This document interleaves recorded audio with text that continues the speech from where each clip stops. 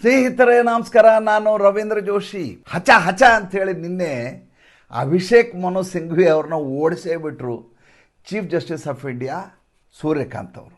ಭಾಳ ಇಂಟ್ರೆಸ್ಟಿಂಗ್ ಆದಂಥ ಕೇಸು, ನಿನ್ನೆ ತಾನೇ ನಡೆದಂಥ ಕೇಸು ಸೋಮವಾರ ದಿವಸ ಸುಪ್ರೀಂ ಕೋರ್ಟ್ನಲ್ಲಿ. ಈ ಅಭಿಷೇಕ್ ಮನು ಸಿಂಘ್ವಿ, ಕಪಿಲ್ ಸಿಬಲ್ಲು ಇವರಿಗೆಲ್ಲ ಏನಾಗಿದೆ ಅಂದರೆ, ನಾವು ಲೋವರ್ ಕೋರ್ಟ್ನಲ್ಲಿ ಕಾಲಿಡಲೇಬಾರ್ದು, ಹೈಕೋರ್ಟ್ನಲ್ಲಿ ನಮ್ದು ಏನೇ ಕೇಸ್ ಇದ್ದರೂ ಸುಪ್ರೀಂ ಕೋರ್ಟ್ನಲ್ಲೇ ಮಾಡಬೇಕು ನಾವು. ಏಕೆಂದರೆ ಸುಪ್ರೀಂ ಕೋರ್ಟ್ನಲ್ಲಿ ನಾವು ಹೋಗಿ ನಿಂತ ತಕ್ಷಣ ನಮಗೆ ಹೇಗೆ ಬೇಕೋ ಹಾಗೆ ತೀರ್ಪುಗಳನ್ನು ಅಥವಾ ಜಾಮೀನುಗಳನ್ನು ಅಥವಾ ನಮಗೆ ಬೇಕಾದಂಥ ಬೇಡಿಕೆಗಳನ್ನು ಈಡೇರಿಸ್ತಾರೆ ಅನ್ನುವಂಥ ಒಂದು ಭ್ರಮೆಯಲ್ಲಿ ಅವರು ಕಾಲವನ್ನು ತಳ್ತಾಯಿದ್ರು. ಆದರೆ ಜಸ್ಟಿಸ್ ಸೂರ್ಯಕಾಂತ್ ಬಂದ ಮೇಲೆ ಇವರಿಗೆ ವಾಸ್ತವದ ಅರಿವಾಗ್ತಾ ಇದೆ. ಪ್ರಕರಣ ಏನು ಅಂತ ಮೊದಲು ಹೇಳಿಬಿಡ್ತೀನಿ, ಅದಾದಮೇಲೆ ಇದ್ರ ಕುರಿತು ನೀವು ಚರ್ಚೆ ಮಾಡೋಣ. ಪ್ರಕರಣ ಅಸ್ಸಾಂನ ಮುಖ್ಯಮಂತ್ರಿ ಹಿಮಂತ ಬಿಸ್ವ ಶರ್ಮಾ ಅವರ ಬಗ್ಗೆ. ಪ್ರಕರಣ ಹಿಮಂತ ಬಿಸ್ವ ಶರ್ಮಾ ಅವರು ಹೇಟ್ ಸ್ಪೀಚ್ ಮಾಡಿದ್ದಾರೆ, ಅವರ ಮೇಲೆ ಕಾನೂನು ರೀತಿಯ ಕ್ರಮ ಕೈಗೊಳ್ಳಬೇಕು ಅನ್ನುವುದರ ಕುರಿತು ಕೇಸನ್ನು ಹಾಕಿದವರು ಆನಿ ರಾಜಾ CPIಯಿಂದ, ಜೊತೆಗೆ CPIMನಿಂದ ಒಬ್ಬರು, 3 ಜನ ಅಲ್ಲಿಯ ಸ್ಥಳೀಯ ನಾಗರಿಕರು. ಅವರ ಪರವಾಗಿ ವಾದ ಮಂಡನೆ ಮಾಡ್ತಾ ಇದ್ದವರು ಅಭಿಷೇಕ್ ಮನು ಸಿಂಘ್ವಿ. ಪ್ರಕರಣ ಏನು ಅಂದರೆ, ಮಿಯಾ ಮುಸಲ್ಮಾನರ ಬಗ್ಗೆ ಅವಾಚ್ಯವಾಗಿ ಮತ್ತು ದ್ವೇಷಪೂರಿತವಾಗಿ ಹಿಮಂತ ಬಿಸ್ವ ಶರ್ಮಾ ಅವರು ಮಾತಾಡ್ತಾರೆ. ಎರಡನೇದಾಗಿ, ಈ ಅಸ್ಸಾಂನ ಭಾರತೀಯ ಜನತಾ ಪಾರ್ಟಿಯ ಸೋಷಿಯಲ್ ಮೀಡಿಯಾ ಸೆಲ್ ಇದೆಯಲ್ಲ, ಅವರೊಂದು ಆರ್ಟಿಫಿಷಿಯಲ್ ಜನರೇಟೆಡ್ ಒಂದು ಚಿತ್ರವನ್ನು ಬಿಡುಗಡೆ ಮಾಡಿದ್ದಾರೆ. ಆ ಚಿತ್ರದಲ್ಲಿ ಹಿಮಂತ ಬಿಸ್ವ ಶರ್ಮಾ ಅವರು ರೈಫಲನ್ನು ಹಿಡ್ಕೊಂಡಿದ್ದಾರೆ, ಗುಂಡು ಹೊಡಿಲಿಕ್ಕೆ ಎದುರುಗಡೆ ಮುಸಲ್ಮಾನರು ಇದ್ದಾರೆ. ಈ ರೀತಿಯಾದಂಥ ದ್ವೇಷಪೂರಿತವಾದಂಥ ನಡವಳಿಕೆಯನ್ನು ಹಿಮಂತ ಬಿಸ್ವ ಶರ್ಮಾ ಅವರು ಹೊಂದಿದ್ದಾರೆ. ಆದ್ದರಿಂದ ಇವ್ರ ಮೇಲೆ FIR ಹಾಕಬೇಕು ಅಂತ ಕೇಳ್ಕೊತಾ ಇದ್ದಾರೆ. ಪ್ರಕರಣ ಬಂದದ್ದು chief justice of India Suryakant ಅವರ ಎದುರಿಗೆ. ನೇರವಾಗಿ ಸೂರ್ಯಕಾಂತ್ ಅವರು ಕೇಳಿದರು, ಅಲ್ಲ, ನಿಮಗೆ ಅಸ್ಸಾಂನಲ್ಲಿ ಹೈಕೋರ್ಟ್ ಇದೆ, ಅಲ್ಲಿ ಹೈಕೋರ್ಟಿಗೆ ಮೊರೆ ಹೋಗಲಾರದೆ ನೀವು ಸುಪ್ರೀಂ ಕೋರ್ಟ್ಗೆ ಯಾಕೆ ಬಂದಿದ್ದೀರಿ ಅಭಿಷೇಕ್ ಮನು ಸಿಂಘ್ವಿಜಿ? ಇವರು ಹೇಳಿದರು, ಲಾರ್ಡ್ಶಿಪ್ ಆರ್ಟಿಕಲ್ 32 ಯಾವ ಕಾರಣಕ್ಕೋಸ್ಕರ ಇರೋದು, ಮನುಷ್ಯನ ಫಂಡಮೆಂಟಲ್ ರೈಟ್ಸ್ಗಳನ್ನು ಉಳಿಸಲಿಕ್ಕಾಗಿಯೇ ಆರ್ಟಿಕಲ್ 32 ಪ್ರಕಾರ, ಅನುಚ್ಛೇದ 32 ಪ್ರಕಾರ ಬೇರೆ ಎಲ್ಲ ಕೋರ್ಟ್ಗಳನ್ನು ಬಿಟ್ಟು ನೇರವಾಗಿ ಸುಪ್ರೀಂ ಕೋರ್ಟಿನ ಬಾಗಿಲನ್ನು ತಟ್ಟಬಹುದು ಅನ್ನುವಂಥ ಅವಕಾಶ ಏನಿದೆ, ಆ ಅವಕಾಶಕ್ಕೆ ಅನುಗುಣವಾಗಿ ನಾವು ನಿಮ್ಮ ಬಳಿ ಬಂದಿದ್ದೇವೆ. ಆದ್ದರಿಂದ ಲಾರ್ಡ್ಶಿಪ್, ನೀವು ಈ ಪ್ರಕರಣವನ್ನು ಇತ್ಯರ್ಥಗೊಳಿಸಬೇಕು. ಆವಾಗ ಜಸ್ಟಿಸ್ ಸೂರ್ಯಕಾಂತ್ ಹೇಳ್ತಾರೆ, ಹಾಗಾಗೋದಿಲ್ಲ, ಅಲ್ಲಿ ಕೋರ್ಟ್ ಇದೆ, ಆ ಕೋರ್ಟಿಗೆ ಹೋಗಿ, ಅಲ್ಲಿ ಹೋಗಿ ನೀವು ಮೊದಲು ಮೊಕದ್ದಮೆಯನ್ನು ಹೂಡಿ, ಅದಾದ ಮೇಲೆ ಸುಪ್ರೀಂ ಕೋರ್ಟಿಗೆ ಬೇಕಾದ್ರೆ ಬನ್ನಿ. ಎಲ್ಲ ಕೇಸ್ಗಳನ್ನ ಸುಪ್ರೀಂ ಕೋರ್ಟ್ ತಂದರೆ ಹೈಕೋರ್ಟಿನ ಮನೋಬಲ ಕಡಿಮೆ ಆಗತ್ತೆ. ಅದಕ್ಕಿರುವಂಥ ಘನತೆಯನ್ನು ನಾವು ಉಳಿಸ್ಬೇಕಾದ ಕೆಲಸ. ಒಬ್ಬ ಹಿರಿಯ ನ್ಯಾಯವಾದಿಯಾಗಿ ನೀವು ಈ ರೀತಿ ಮಾಡಬಾರ್ದು. ಈ ಅಭಿಷೇಕ್ ಮನು ಸಿಂಘ್ವಿ ಹೇಳ್ತಾರೆ, ಇಲ್ಲಿ ನಿಮಗೊಂದು ಒಳ್ಳೆಯ ಅವಕಾಶ ಇದು, ನೀವು ನಿಮ್ಮ ದಾಯಿತ್ವವನ್ನು ನಿಭಾಯಿಸಲಿಕ್ಕೆ, ಅಂದರೆ ನಿಮ್ಮ ಜವಾಬ್ದಾರಿಯನ್ನು ನಿಭಾಯಿಸಿ ಒಂದು ಪ್ರೆಸಿಡೆನ್ಸನ್ನು ತೋರಿಸಲಿಕ್ಕೋಸ್ಕರ ಈ ಕೇಸನ್ನು ತಗೋಬೇಕು. ನೀವು ಹೈಕೋರ್ಟ್ಗೆ ಯಾಕೆ ಹೋಗಿಲ್ಲ? ಇಲ್ಲ, ಹೈಕೋರ್ಟಿಗೆ ಪತ್ರ ಬರೆದಿದ್ವಿ ನಾವು, ಅವರು ಅದಕ್ಕೆ ರೆಸ್ಪಾಂಡ್ ಮಾಡಲಿಲ್ಲ. ಅವಾಗ ಸೂರ್ಯಕಾಂತ್ ಅವ್ರಿಗೆ ಸಿಟ್ಟು ಬಂದುಬಿಡ್ತದೆ. ಅಲ್ಲ ಸ್ವಾಮಿ, ನಮಗೂ ದಿನಕ್ಕೆ 100 ಪತ್ರಗಳು ಬರ್ತಾವೆ, ಏನಂತ, ಸುವಮೋಟ ಕೇಸ್ ಮಾಡಿ ಅಂತ. ನೀವು ಕೂಡ ಅದೇ ರೀತಿಯಾದಂಥ ಒಂದು ಪತ್ರವನ್ನು ಅಸ್ಸಾಂ ಹೈಕೋರ್ಟಿಗೆ ಪತ್ರ ಬರೆದಿದ್ದೀರಿ. ಅವರು ಉತ್ತರ ಕೊಡಲಿಲ್ಲ ಅಂದ ತಕ್ಷಣ ಇತ್ಯರ್ಥ ಆಗಿಲ್ಲ ಅಂದ್ಕೊಂಡು ನೀವು ಸುಪ್ರೀಂ ಕೋರ್ಟಿಗೆ ಬಂದರೆ ಹೆಂಗೆ? ಎರಡನೇದಾಗಿ, ನೀವು ಇದನ್ನು ಚುನಾವಣೆಯ ಪ್ಲೇಗ್ರೌಂಡಾಗಿ ಮಾಡ್ಕೋತಾ ಇದ್ದೀರಿ. ಅರ್ಧ ಚುನಾವಣೆಯನ್ನು ನೀವು ಕೋರ್ಟ್ಗಳಲ್ಲೇ ಕಳೀತಾ ಇದ್ದೀರಿ. ರಾಜಕೀಯಕ್ಕಾಗಿ ದಯವಿಟ್ಟು ಕೋರ್ಟ್ಗಳನ್ನು ಬಳಸ್ಕೊಳ್ಬೇಡಿ.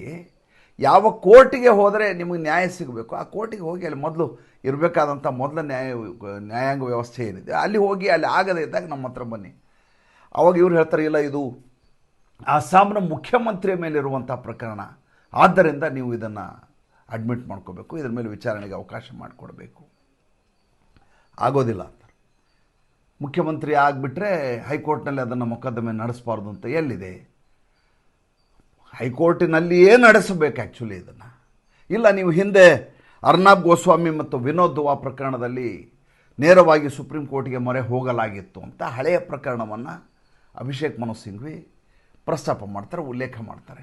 ಹಠಕ್ಕೆ ಬಿದ್ದಿರ್ತಾರೆ ಅಭಿಷೇಕ್ ಮನು ಸಿಂಘ್ವಿ.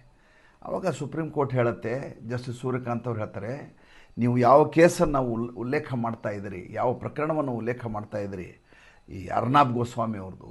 ಅರ್ನಾಬ್ ಗೋಸ್ವಾಮಿಯನ್ನು ಮಹಾರಾಷ್ಟ್ರದ ಸರ್ಕಾರ ಅರೆಸ್ಟ್ ಮಾಡಿ ಕರ್ಕೊಂಡು ಹೋಗಿತ್ತು, ಒಬ್ಬ ಭಯೋತ್ಪಾದಕನ ರೀತಿ, ಯಾವುದೋ ಒಂದು ಪಿಟಿ ಕೇಸಿನಲ್ಲಿ. ಇಲ್ಲಿ ಮುಖ್ಯಮಂತ್ರಿಯನ್ನು ಬಂಧನ ಮಾಡಿ ಅಂತ ನೀವು ಕೇಳ್ಕೊತಾ ಇರೋದು. ಆದ್ದರಿಂದ ಇದನ್ನು ಸುಪ್ರೀಂ ಕೋರ್ಟ್ನಲ್ಲಿ ಅಡ್ಮಿಟ್ ಮಾಡಲಿಕ್ಕೆ ಆಗೋದಿಲ್ಲ. ನೀವು ಮಾಡಿಕೊಳ್ಳೇಬೇಕು ಅಂತ ಅಭಿಷೇಕ್ ಮನು ಸಿಂಘ್ವಿ ಮಾಡಲಿಕ್ಕೆ ಸಾಧ್ಯನೇ ಇಲ್ಲ ಅಂತ ಅವರು. ಅಲ್ಲ, ಆತ ಹ್ಯಾಬಿಚುವಲ್ ಅಫೆಂಡರು. ಹಿಮಂತ ಬಿಸ್ವ ಶರ್ಮಾ ಅಸ್ಸಾಂ ಮುಖ್ಯಮಂತ್ರಿ ಹ್ಯಾಬಿಚುವಲ್ ಅಫೆಂಡರು. ತಿರ್ಗಾ ಮುರ್ಗಾ ಮಿಯಾ ಮುಸಲ್ಮಾನರ ಬಗ್ಗೆ ಇವರು ಮಾತಾಡ್ತಾರೆ, ಮುಸಲ್ಮಾನರ ಕಮ್ಯುನಿಟಿ ಬಗ್ಗೆ ದ್ವೇಷಪೂರಿತ ಭಾಷಣ ಮಾಡ್ತಾರೆ. ಅವರಿಗೆ ನಾವು ಪಾಠ ಕಲಿಸ್ತೇ ಹೋದರೆ ಇದು ಸಾಮರಸ್ಯವನ್ನು ಹದಗೆಡಿಸಿದಾಗತ್ತೆ. ಆದ್ದರಿಂದ ಕೋರ್ಟ್ಗಳು ಜವಾಬ್ದಾರಿಯನ್ನು ನಿರ್ವಹಿಸಬೇಕು ಅಂತ ಅವರ ಜವಾಬ್ದಾರಿಯನ್ನು ಹೇಳ್ಕೊಡ್ಲಿಕ್ಕೆ ಹೋಗ್ತಾರೆ ಈ ಅಭಿಷೇಕ್ ಮನು ಸಿಂಘ್ವಿ. ಇವರು ಸೂರ್ಯಕಾಂತ್ ಅವರು ಸಿಟ್ಟು ಮಾಡ್ಕೋತಾರೆ. ನೋಡಿ, ಆಯಾ ಭಾಗದಲ್ಲಿ ಆಯಾ ಹೆಸರುಗಳಿಗೆ ಬೇರೆ ಬೇರೆ ರೀತಿ ಕರೆಯಲಾಗುತ್ತೆ. ಮಿಯಾ ಮುಸಲ್ಮಾನ್ ಅಂತೇಳಿ ಬಾಂಗ್ಲಾದೇಶದಿಂದ ಬಂದವರಿಗೆ ಮಿಯಾ ಅಂತ ಕರೀತಾರೆ. ನನಗೂ ಅದ್ರ ಬಗ್ಗೆ ಮಾಹಿತಿ ಇದೆ. ಬೇರೆ ಕಡೆ ಮಿಯಾ ಅಂತ, ಮುಸಲ್ಮಾನರಿಗೆ ಮಿಯಾ ಅಂತಾರೆ. ಅಸ್ಸಾಂನಲ್ಲಿ ಇರೋದು ಬೇರೆ, ಬೇರೆ ಕಡೆ ಇರೋದು ಬೇರೆ.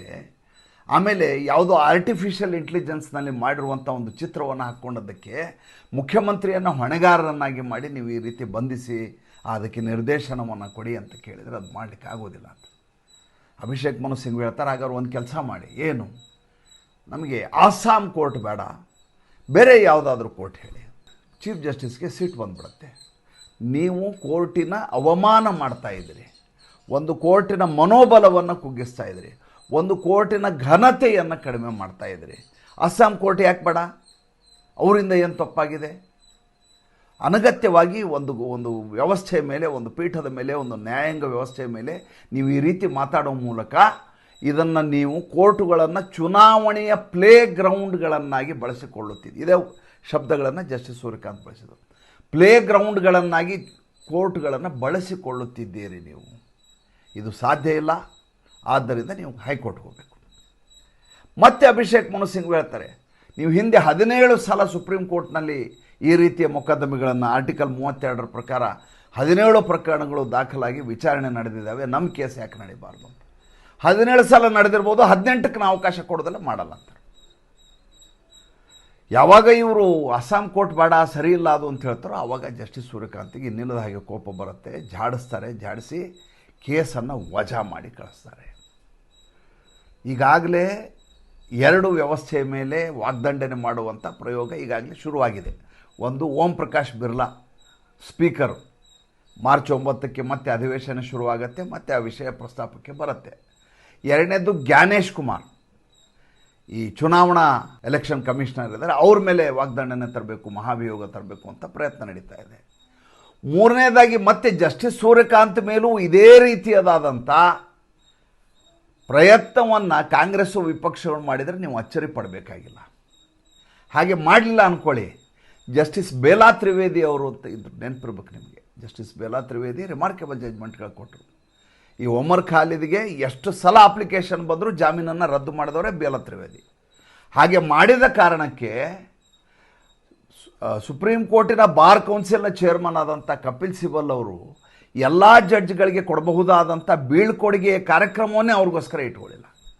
ಇನ್ನೂ 1.25 ವರ್ಷ ಜಸ್ಟಿಸ್ ಸೂರ್ಯಕಾಂತ್ ಅವರ ಪೀರಿಯಡ್ ಇದೆ, ಚೀಫ್ ಜಸ್ಟಿಸ್ ಆಗಿ ಇರ್ತಾರೆ. ಅವರ ಮೇಲೆ ಇದೇ ರೀತಿಯ ಹಗೆಯನ್ನು ಈ ಅಭಿಷೇಕ್ ಮನು ಸಿಂಘ್ವಿ, ಕಪಿಲ್ ಸಿಬಲ್ ತೀರಿಸಿಕೊಳ್ಳದೆ ಇರಲಿಕ್ಕೆ ಸಾಧ್ಯವೇ ಇಲ್ಲ. ಏಕೆಂದರೆ ಇವರ ಮೂಗಿನ ನೇರಕ್ಕೆ ಜಡ್ಜ್ಗಳು ನಡ್ಕೊಳ್ಳದೇ ಇದ್ದಾಗ ಇವರು ಏನೇನು ಕುತಂತ್ರಗಳನ್ನು ಮಾಡಬಹುದು ಎಲ್ಲವನ್ನು ಮಾಡಬಲ್ಲಂಥವರಾಗಿರ್ತಾರೆ. ಏನಾಗಿತ್ತು ಅಭಿಷೇಕ್ ಮನು ಸಿಂಘ್ವಿ, ಕಪಿಲ್ ಸಿಬಲ್ ಅವರಿಗೆಲ್ಲ, ಇವರು ಬಂದು ನಿಂತ ತಕ್ಷಣ ಇವರು ಏನು ಹೇಳ್ತಾರೆ, ಇವ್ರು ಜಾಮೀನು ಕೇಳಿದರೆ ಜಾಮೀನು ಕೊಟ್ಬಿಡೋರು, ಇಮ್ಮಿಡಿಯೇಟ್ ಡೇಟ್ನ ವಿಚಾರಣೆಗೆ ಎತ್ಕೊಳ್ಳಿ ಅಂದರೆ ವಿಚಾರಣೆಗೆ ಎತ್ಕೊಳ್ಳೋರು, ಎಲ್ಲವೂ ತುರ್ತಿನಲ್ಲಿ ನಡೀತಾ ಇತ್ತು. ಇವರ ಮೂಗಿನ ನೇರಕ್ಕೆ ಇಡೀ ಕಾರ್ಯಕಲಾಪಗಳು ನಡೀತಾ ಇದ್ದು. ಯಾವಾಗ ಜಸ್ಟಿಸ್ ಸೂರ್ಯಕಾಂತ್ ಬಂದಿದ್ದಾರೋ ಇವರಿಗೆಲ್ಲ ಭಾಳ ಫಜೀತಿಯಾಗಿಬಿಟ್ಟಿದೆ. ಹಿಮಂತ ಬಿಸ್ವ ಶರ್ಮಾ ದ್ವೇಷಪೂರಿತ ಭಾಷಣ ಮಾಡಿದ್ದಾರೆ ಅಂತ ಹೇಳುವ ಮೂಲಕ ಅಲ್ಲಿ ಕಾಂಗ್ರೆಸ್ಸು ಮತ್ತು CPIನ ಶಕ್ತಿಯನ್ನು ಜಾಸ್ತಿ ಮಾಡಬೇಕು, ಬಲವರ್ಧನೆ ಮಾಡಬೇಕು ಅನ್ನುವಂಥ ರಾಜಕೀಯ ಇಚ್ಛೆಯನ್ನು ಇಟ್ಕೊಂಡು ಬಂದಿರೋದು ಅಭಿಷೇಕ್ ಮನು ಸಿಂಘ್ವಿ. ಒಬ್ಬ ವಕೀಲನಾಗಿ ಅಲ್ಲ, ಆತ ಒಬ್ಬ ರಾಜ್ಯಸಭಾ ಸದಸ್ಯನಾಗಿ ಬರುವ ಚುನಾವಣೆಯಲ್ಲಿ ಗೌರವ್ ಗೊಗೋಯ್ ಸಹಾಯ ಆಗಲಿ ಅಂತಲೇ ಬಂದಿರೋ ವ್ಯಕ್ತಿ.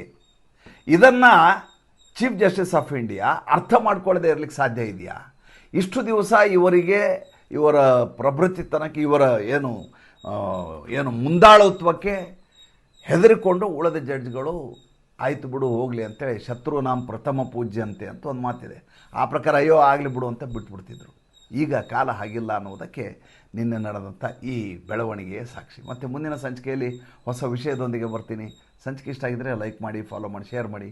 ನಮ್ಮ ಮುಕ್ತ ಪತ್ರಿಕೋದ್ಯಮಕ್ಕೆ ಆರ್ಥಿಕವಾಗಿ ಬೆಂಗಾವಲಾಗಿ ನಮಸ್ಕಾರ.